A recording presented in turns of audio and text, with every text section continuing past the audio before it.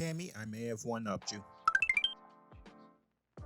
Hey yo, welcome to my channel and I go by Gilly. Today we'll be discussing a RIME OVERSHIELD strat. It was popularized by Cammy Cakes and Cool Cheats and seen in videos by Say Wallabra and Castle is Live. The build is tried and true. My problem with the build is it limits you to the harder and most light. What if I told you there was another way that you could run this build without having to use harder and most light? Let's get into it. So here we are in a private match. I'm currently wearing the Harder and Most Light build that you just saw. What you may not know is after update 3.40, aka the 30th anniversary patch, Heart caught a hefty stealth nerf, going from a 30% empowered damage buff at X1 down to 10%. Not to mention that we only gain 2.5% melee and grenade energy per second. If you're not a numbers guy, all this means is Heart got hit hard.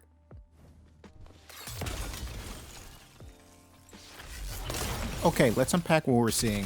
Our barricade energy is coming back fairly quick, but we're still about 50% on the melee energy. In total, it takes about 42 seconds to get all your abilities back, a far cry from the days of old. I am still on Stasis Titan, but I switched my exotic from Heart to Peacekeepers. They're one of the best exotics for Titans and one of my favorites. They grant 50 mobility, sprint speed, slide distance, stray speed, handling, and more. It's easier to say what they don't do. For our purposes, they don't give you any way to restore abilities. Fear not though, I want you to pay close attention to my melee energy.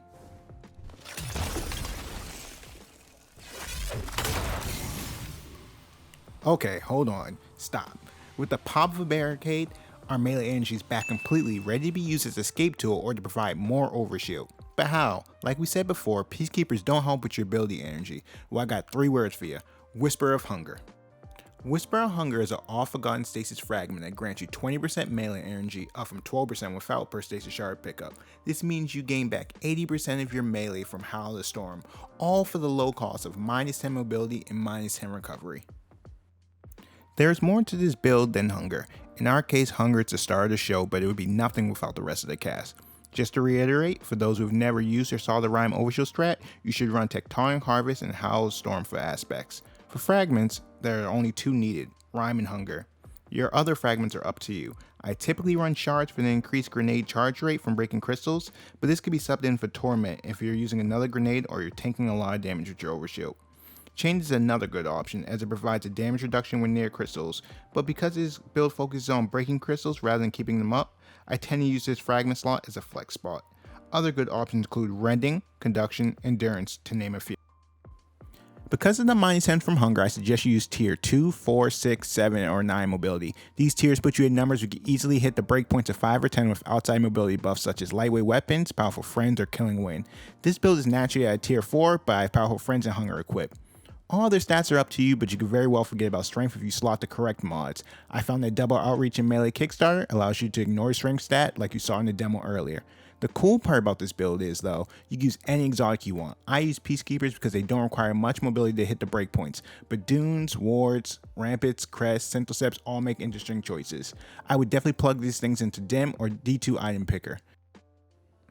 So now that you have that info, you're probably thinking, where would I even use this and does it work? I'll have you know it's helped me go flawless a number of times since even before this nerf.